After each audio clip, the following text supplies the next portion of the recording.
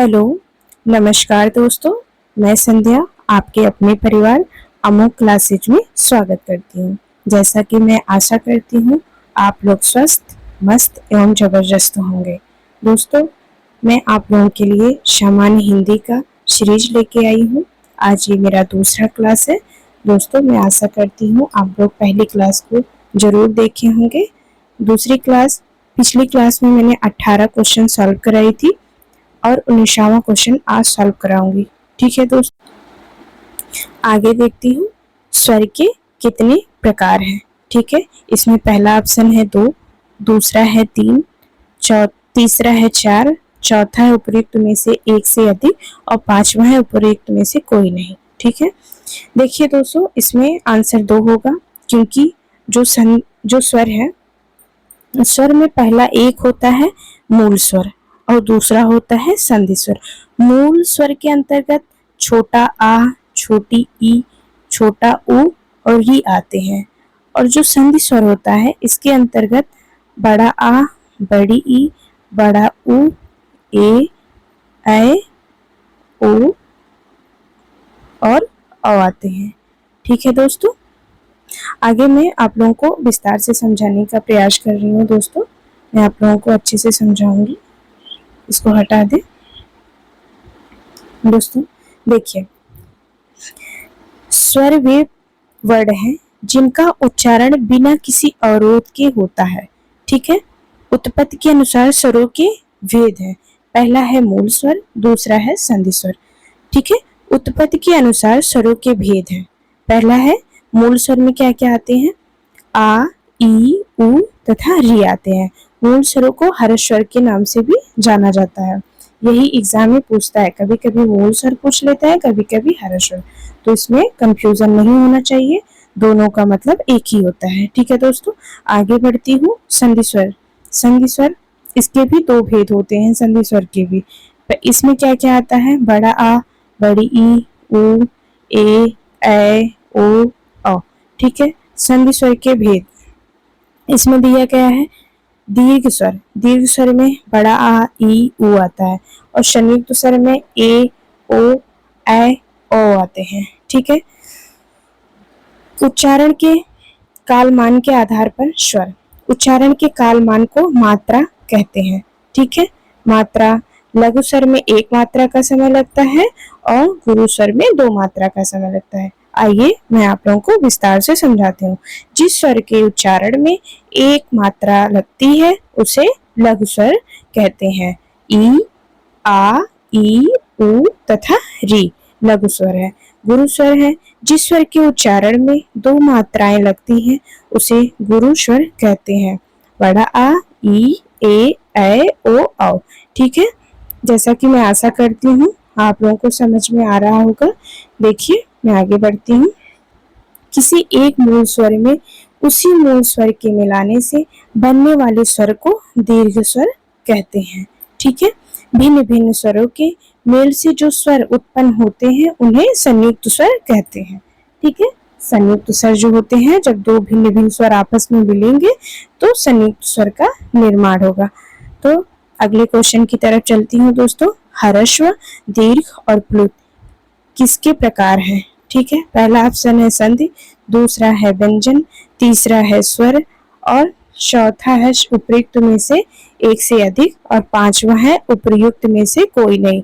तो इसमें ऑप्शन होगा स्वर, क्योंकि स्वर पे ही ह्रस्व, दीर्घ और प्लुत तीनों दिखते हैं। ठीक है, आगे मैं आपको समझाने का प्रयास कर रही हूँ। देखिए दोस्तों कैसे होता है। देखिए मैं आप लोगों को समझा रही हूँ विस्तार से। इसमें ह्रस्व, दीर्घ और प्लुत स्वर के प्रकार। ठीक है, ह्रस्व को लघु स्वर के नाम से जानते हैं, दीर्घ स्वर को गुरु के नाम से जानते हैं। ये एग्जाम के लिए बहुत ही इंपॉर्टेंट है।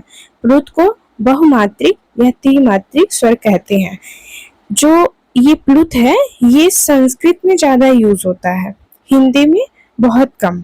ठीक है, हिंदी में ह्रस्व तथा लघु स्वर का ही प्रयोग होता है। प्लुत स्वर हिंदी के नाटकों में कहीं कहीं प्रयुक्त होते हैं। अगले क्वेश्चन की तरफ चलती हूँ दोस्तों। अगला क्वेश्चन है हमारा, जिसका उच्चारण स्वतंत्रता से होता है। ठीक है। और जो स्वर के उच्चारण में सहायक होते हैं उसे क्या कहते हैं? पहला ऑप्शन है संज्ञा, दूसरा है स्वर, तीसरा है व्यंजन, चौथा है विसर्ग। तो दोस्तों इसमें कौन सा आंसर होगा? आप लोग देखकर बताइए कौन सा ऑप्शन होगा। इसमें ऑप्शन होगा दूसरा, स्वर।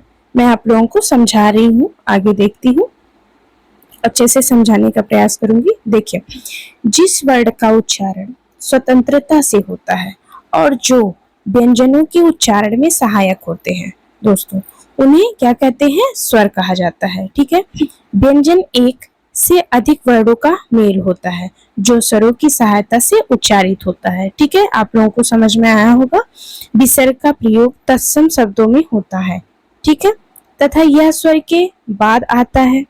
संज्ञा उस विकारी शब्द को कहते हैं जिससे किसी विशेष वस्तु, भाव और जीव के नाम का बोध हो। ठीक है, जैसा कि मैं आशा करती हूँ आप लोगों को समझ में आ रहा है। अब आगे बढ़ती हूँ। 22वां क्वेश्चन है, सभी स्वर होते हैं? इसमें क्वेश्चन पूछा गया है, क्या सभी स्वर होते हैं? दीर्घ, अघोष, महाप्राण और अल्पप्राण। इसमें जो है ऑप्शन होगा डी, अल्पप्राण। ठीक है, कैसे होगा आप लोगों को विस्तार से समझा रही हूँ। देखिए देखिए, अल्पप्राण जो होता है, अल्पप्राण में हकार जैसी ध्वनि नहीं निकलती है, जैसे हम बोलेंगे जब अल्पप्राण को, और महाप्राण में हकार जैसी ध्वनि निकलती है। देखिए, दूसरा है इसमें अल्प प्राण वर्णों के उच्चारण में कम श्रम लगता है, मतलब कम मेहनत लगता है, और महाप्राण वर्णों के उच्चारण में अधिक श्रम करना पड़ता है क्योंकि श्वास अधिक निकलती है महाप्राण में। ठीक है, जब आप लोग प्रैक्टिकल करेंगे तो आप लोगों को पता चलेगा। सभी स्वर वर्ण और प्रत्येक स्पर्श व्यंजन का पहला, तीसरा व पांचवा, ठीक है, वर्ग, वर्ण एवं अंतस्थ व्यंजन अल्पप्राण होते हैं। जैसे वर्ग का पहला हो गया का हो गया, ठीक है, इसमें इसको बोलने में हमें कम समय लग रहा है। ठीक है, और इसको बोलने में अधिक समय लगता है। महाप्राण में हकार जैसी ध्वनि निकलती है, जैसा कि आपको मैंने समझाया। इसमें प्रत्येक स्पर्श व्यंजन में दूसरा और चौथा, ठीक है, दूसरा और चौथा, और ऊष्ण में स ख श ह। देखिए इसमें अधिक समय लग रहा है और श्रम भी लग रहा है। ठीक है, इसको हम महाप्राण के नाम से जानते हैं। आगे चलती हूँ दोस्तों। हर्षस्वर कौन सा है? ठीक है, हर्षस्वर कौन सा है? छोटा आ है, बड़ा आ है, ई है, कि उपयुक्त में से एक से अधिक या उपयुक्त में से कोई नहीं। तो इसमें आंसर हो जाएगा छोटा आ। ये हर्षस्वर है। हर्षस्वर आप लोग पढ़े थे ना, कितने होते हैं? 4 होते हैं। आ, ई, उ और री। ठीक है दोस्तों, देखिए आ तथा ई में आ हर्षस्वर है। मूल स्वरों को हर्षस्वर कहते हैं। इनकी संख्या 4 है, आ, ई, उ, री। इन्हीं स्वर हर्षस्वरों के मेल से बने स्वर को संधि स्वर कहा जाता है। ठीक है दोस्तों, आगे बढ़ती हूँ अगले क्वेश्चन की तरफ। देखिए दोस्तों, हिंदी भाषा में हर्षस्वरों की संख्या कितनी है? जैसा कि आप जानते ही होंगे, 11 होता है कि 4 होता है कि 7 होता है कि 2 होता है? 4 होता है। ठीक है, 4 कौन कौन सा हो गया? आ, ई, उ, री। ठीक है दोस्तों, आगे बढ़ती हूँ अगले क्वेश्चन की तरफ। अगला क्वेश्चन है हमारा, देखिए पहले इसका कैसे इसको समझाया गया है। जिन स्वरों के सॉरी दोस्तों, पेन ले ले पहले। जिन स्वरों की उत्पत्ति दूसरों स्वरों से नहीं होती वे हर्षस्वर कहलाते हैं। ये 4 होते हैं, आ, ई, उ, री। आगे बढ़ती हूँ दोस्तों। आगे क्वेश्चन है, निम्न में से दीर्घ स्वर कौन सा है? आप लोग बताइए निम्न में से दीर्घ स्वर कौन सा है? इसमें ऑप्शन दिया गया है, बड़ा आ, ओ, ए और ऐ। इसमें ऑप्शन हो जाएगा बड़ा आ। देखो कैसे होता है, मैं आप लोगों को एक्सप्लेन करके बता रही हूँ। हिंदी में स्वर वर्णों की संख्या 11 है। ठीक है, कितना है 11, टोटल जो है 11 है। इन्हें 3 वर्गों में बांटा गया है, हर्ष स्वर, दीर्घ स्वर और संयुक्त स्वर। हर्ष स्वर के अंतर्गत आ, ई, उ, री आते हैं और दीर्घ स्वर के अंतर्गत बड़ा आ, बड़ी ई, बड़ा उ तथा संयुक्त स्वर के अंतर्गत ए, ऐ, ओ, औ आते हैं। ठीक है दोस्तों, आशा करती हूँ आप लोगों को समझ में आ रहा है। फिर अगला क्वेश्चन चलती हूँ। निम्न में से दीर्घ स्वर है ई, बड़ी ई, ए, ऐ, इसमें कौन सा होगा आप लोग बताइए। इसमें हो जाएगा बड़ी ई। कैसे, आगे देखती हूँ दोस्तों कैसे होगा, मैं आप लोगों को अच्छे से समझाती हूँ। देखिए, आ, ई, उ दीर्घ स्वर है, ठीक है, और ये अ, ई, उ, री ये हर्ष स्वर है और ए, ऐ, ओ, औ ये संयुक्त स्वर है। आप लोगों को अच्छे से समझ में आ गया होगा कि हर्ष स्वर और दीर्घ स्वर और संयुक्त स्वर के अंतर्गत कौन कौन से वर्ड आते हैं। ठीक है दोस्तों, आगे बढ़ती हूँ अगले क्वेश्चन की तरफ। ठीक है, निम्न में से कौन सा मूल दीर्घ स्वर नहीं है। ठीक है, इसमें बड़ा आ, बड़ी ई, बड़ा उ, बड़ा ओ, इसमें कौन सा ऑप्शन होगा आप लोग बताइए, इसमें कौन सा ऑप्शन होगा। इसमें डी ऑप्शन होगा। देखिए, मैं आप लोगों को अच्छे से समझाती हूँ। स्वर उन वर्णों को कहा जाता है जिनका उच्चारण बिना किसी अवरोध के होता है, जैसे आ, ई, उ, री हर्ष स्वर है, दीर्घ में बड़ा आ, बड़ी ई, बड़ा उ दीर्घ स्वर है और ए, ऐ, ओ, औ संयुक्त स्वर है। इस प्रकार ओ मूल स्वर मूल दीर्घ स्वर नहीं है। ठीक है, आगे बढ़ती हूँ अगले क्वेश्चन की तरफ। देखिए दोस्तों, प्लुत स्वर कौन सा है। पहला है ओम, दूसरा है ओम, ओम की ये ओम। ठीक है, इसमें 4 प्रकार से ओम लिखा गया है, तो आप लोग बताइए कि इसमें कौन सा आंसर सही है। ठीक है, इसमें पहला आंसर सही है। देखिए दोस्तों कैसे, मैं आप लोगों को समझा रही हूँ। ओम प्लुत स्वर है, शेष त्रुटिपूर्ण है। जिस स्वर के उच्चारण में हर्ष स्वर का 3 गुना समय लगे उसे प्लुत स्वर कहते हैं। ठीक है, इसके लिए 3 का अंग, ये निशान है, ये प्लुत का निशान है। ठीक है, सिंबल जिसे बोलते हैं, का अंग लगाया जाता है। हिंदी में सामान्यतः प्लुत का प्रयोग नहीं होता। वैदिक भाषा में एवं नाटक आदि का संवाद लिखते समय पुकारने के संदर्भ में इसका प्रयोग होता है। किसी का नाम, जैसे किसी का नाम है, उसको बुलाने में हम प्लुत स्वर का प्रयोग करते हैं। ठीक है, आगे देखती हूँ दोस्तों अगले क्वेश्चन की तरफ। अगला क्वेश्चन हमारा है, देखिए दोस्तों, जिन स्वरों के उच्चारण में 2 मात्रा से अधिक समय लगे वे क्या है। उसको हमने पिछला जो क्वेश्चन है उसमें देखे थे कि जिसमें 2 मात्रा का समय लगे, 1 मात्रा का समय लगे और 3 मात्रा का समय लगे, उसे क्या कहते हैं। तो उसे क्या कहेंगे। पहला ऑप्शन है दीर्घ, दूसरा दिया गया है प्लुत, तीसरा है हर्स्व, चौथा है अनुनासिक। तो इसमें ऑप्शन हो जाएगा 2 मात्रा का समय, इसमें ऑप्शन होगा दीर्घ स्वर, दीर्घ स्वर हो जाएगा। ठीक है दोस्तों,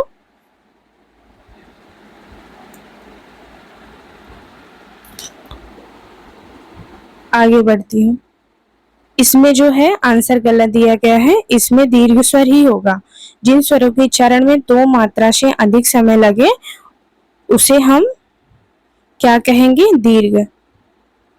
सॉरी दोस्तों, इसमें क्वेश्चन दिया गया है जिन स्वरों के उच्चारण में 2 मात्राओं से अधिक समय लगे उन्हें क्या कहते हैं। तो ये प्लुत हो जाएंगे, क्या हो जाएंगे, प्लुत हो जाएंगे। ठीक है, प्लुत का प्रयोग किसी का नाम पुकारने में प्रयोग किया जाता है। जिन स्वरों के उच्चारण में 2 मात्राओं से अधिक समय लगे वे प्लुत स्वर कहलाते हैं। इन स्वरों के उच्चारण में दीर्घ स्वरों से भी अधिक समय लगता है।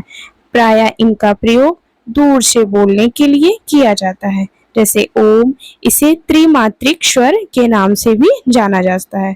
ठीक है दोस्तों, आशा करती हूँ आप लोगों को समझ में आ रहा होगा। ठीक है दोस्तों, आगे बढ़ती हूँ।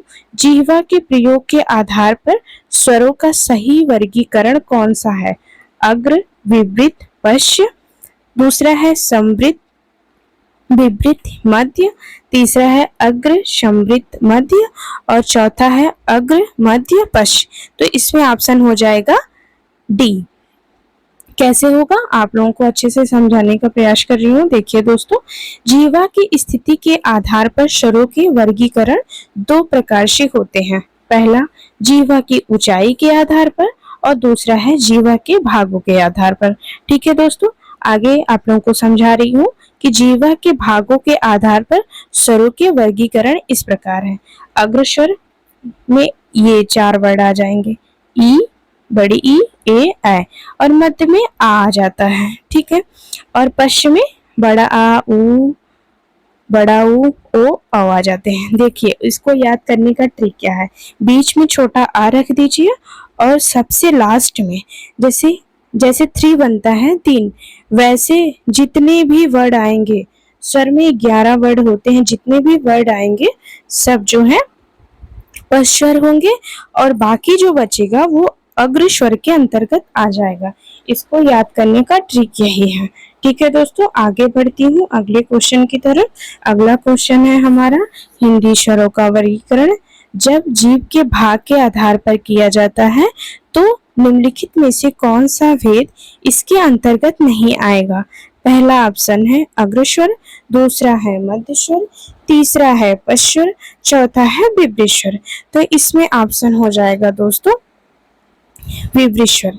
ठीक है, देखिए कैसे मैं आप लोगों को अच्छे से समझाने का प्रयास कर रही हूँ। देखिए स्वर उच्चारण में जीभ का अग्र, मध्य अथवा पश्च भाग सहायक सिद्ध होता है। इसी आधार पर हिंदी स्वरों को 3 भागों में विभाजित किया जा सकता है। पहला है अग्र स्वर, दूसरा है मध्य स्वर और तीसरा है पश्च स्वर।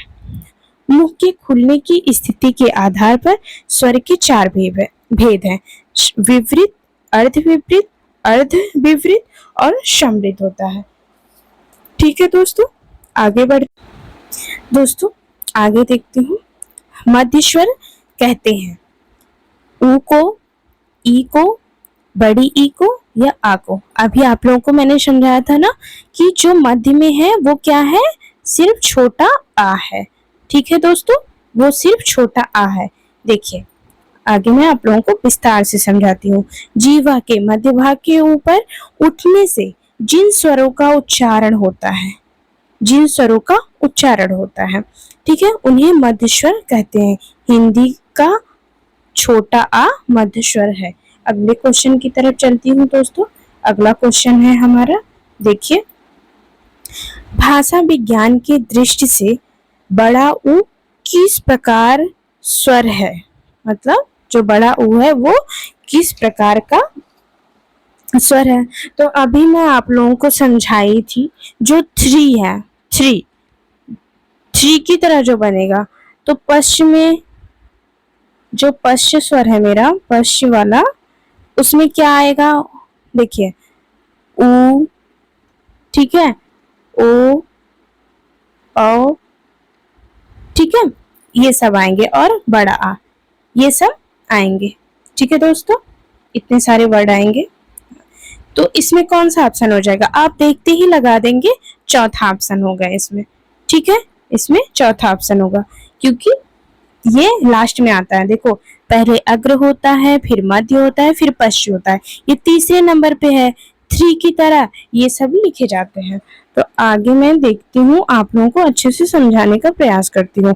भाषा विज्ञान की दृष्टि से बड़ा ऊ के उच्चारण में जीभ का पश्च भाग काम करता है, अतः यह पश्च स्वर है। ऊ के उच्चारण में ओष्ठ, वृत्तमुखी या गोलाकार यह जीभ ऊपर उठने के कारण समृद्ध स्वर भी होता है। ठीक है दोस्तों, आप लोगों को समझ में आ रहा होगा। आगे बढ़ती हूँ। निम्न में से कौन सा स्वर समृद्ध है, ठीक है, आप लोग बताइए कि निम्न में से कौन सा स्वर जो है वो समृद्ध है। ठीक, तो इसमें ऑप्शन है बड़ा आ और दूसरा है औ, ई और ए। तो इसमें कौन सा ऑप्शन हो जाएगा दोस्तों, इसमें ऑप्शन होगा 3। कैसे होगा आप लोगों को समझा रही हूँ। देखिए समृद्ध में वे स्वर होते हैं जिनके उच्चारण में मुंह वीवर छिद्र लगभग बंद रहता है। जैसे जब मैं ई का उच्चारण कर रही हूँ तो हम फील जब करेंगे तो मेरा मुंह बंद है, तो ऐसा लग रहा है कि ये जो है समृद्ध स्वर है।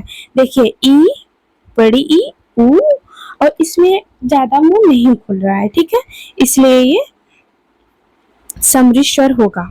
आगे देखती हूँ दोस्तों, आगे मेरा क्वेश्चन है अर्धविभ्रित स्वर है। अर्धविभ्रित स्वर में क्या क्या आते हैं? बड़ा ऊ, ए, आ और ए। इसमें कौन सा ऑप्शन होगा दोस्तों? इसमें ऑप्शन हो जाएगा ए, अर्धविभ्रित स्वर। ठीक है, कैसे आप लोगों को अच्छे से समझाने का प्रयास कर रही हूँ। इसमें ए अर्धविभ्रित स्वर है जिन स्वरों के उच्चारण में जीवा अर्धविभ्रित से भी कम उठती है वे अर्धविभ्रित कहलाते हैं। ए है, ए और ओ। ठीक है दोस्तों, आगे बढ़ती हूँ अगले क्वेश्चन की तरफ।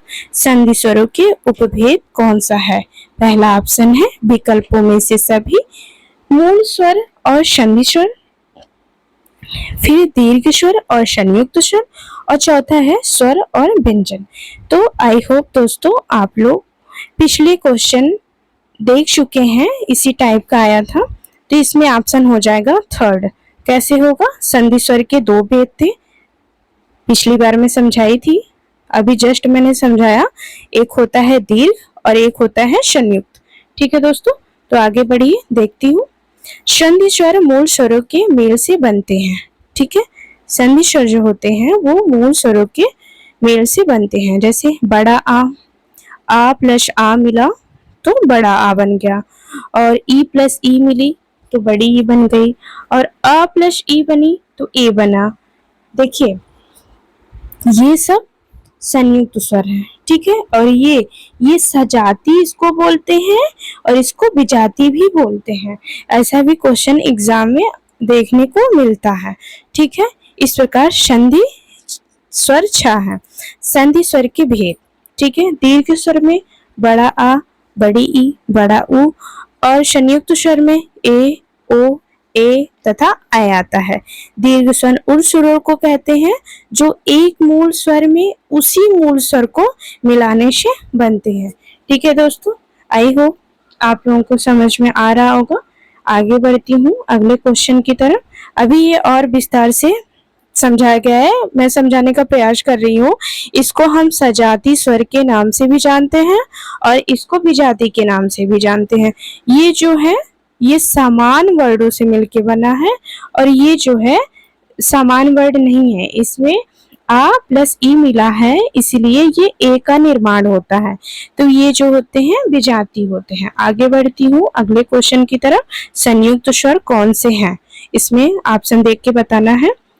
ये ए है कि आ ई है कि आ ओ है, तो और उपयुक्त में से एक से अधिक कि उपयुक्त में से कोई नहीं। तो इसमें ऑप्शन हो जाएगा दोस्तों ए और ए हो जाएगा। ठीक है, पहला ऑप्शन। देखिए मैं आप लोगों को अच्छे से समझाने का प्रयास कर रही हूँ।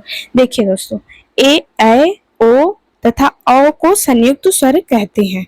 ठीक है, ई, आ, ई, उ तथा री को मूल स्वर कहते हैं।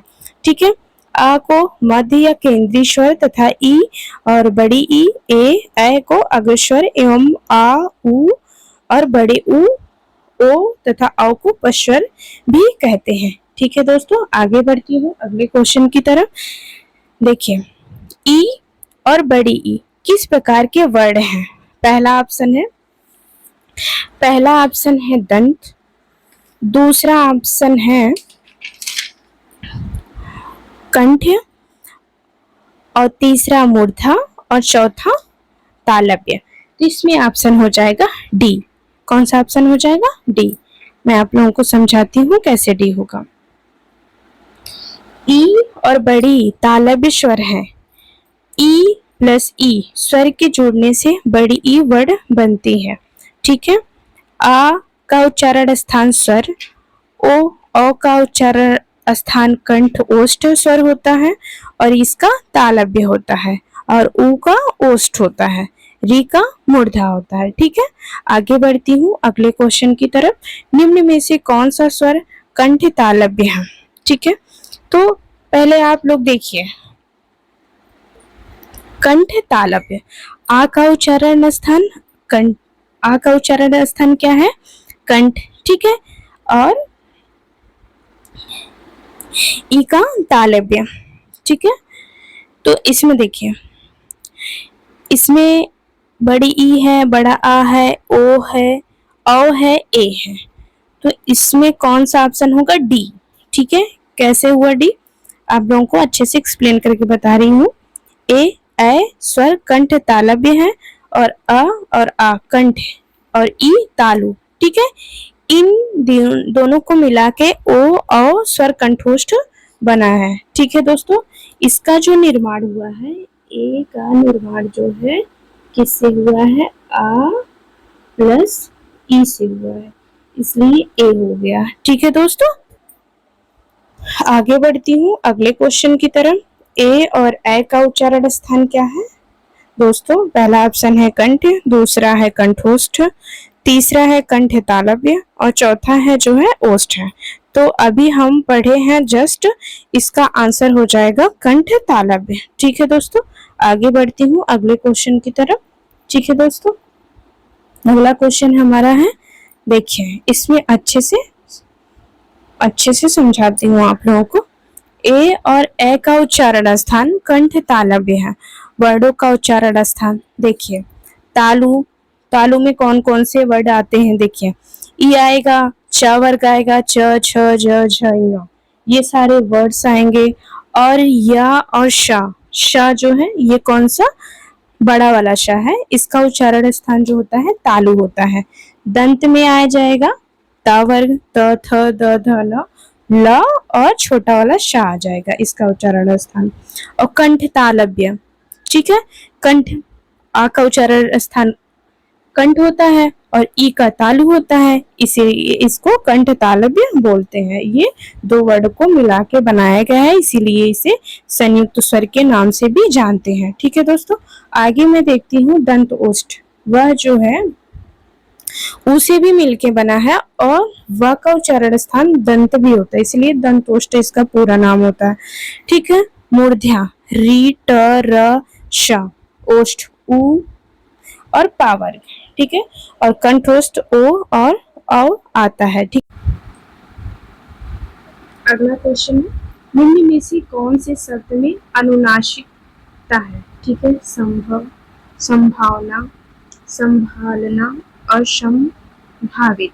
ठीक है दोस्तों, जैसा कि अनुनासिक का मतलब,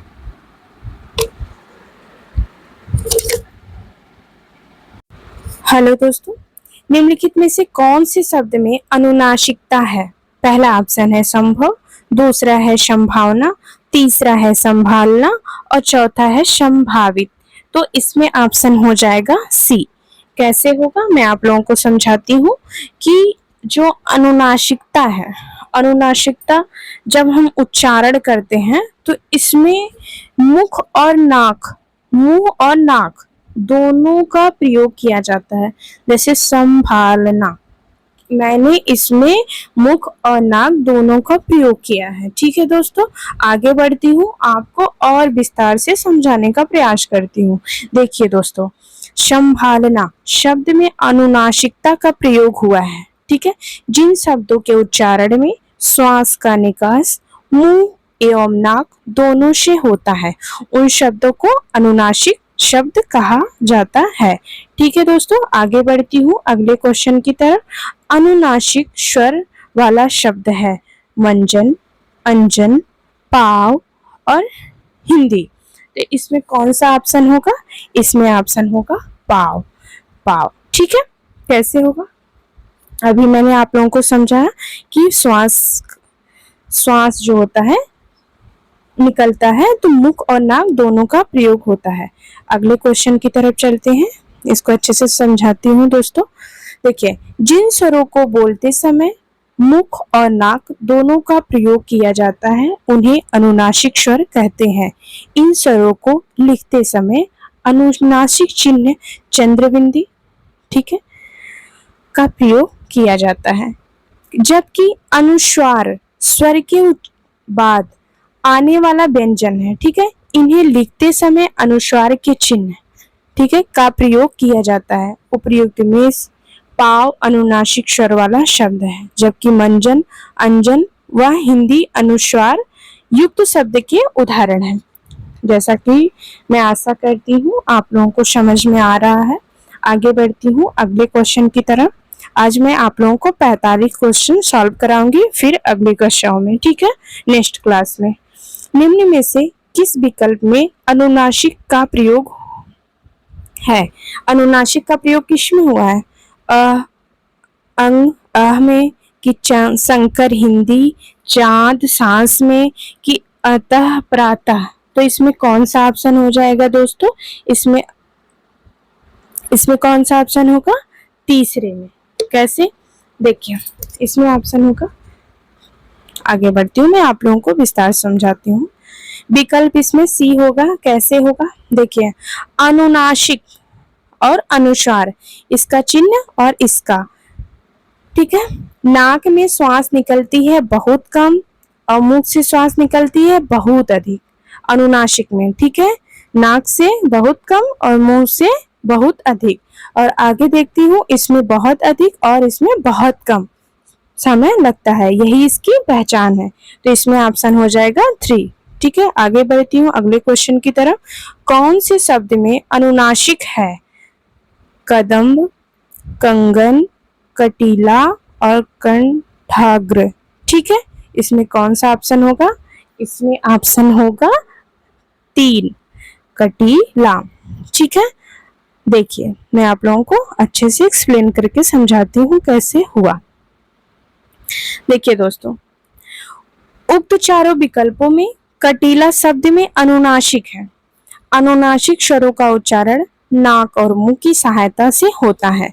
जैसा कि आप लोग जानते हैं, अनुनासिक वर्णों का उच्चारण नाक और मुंह की सहायता से होता है तथा इनके उच्चारण में लघुता रहती है। जैसे आंगन, गांव, माँ, नाक में बोल रहे हैं ना, इत्यादि।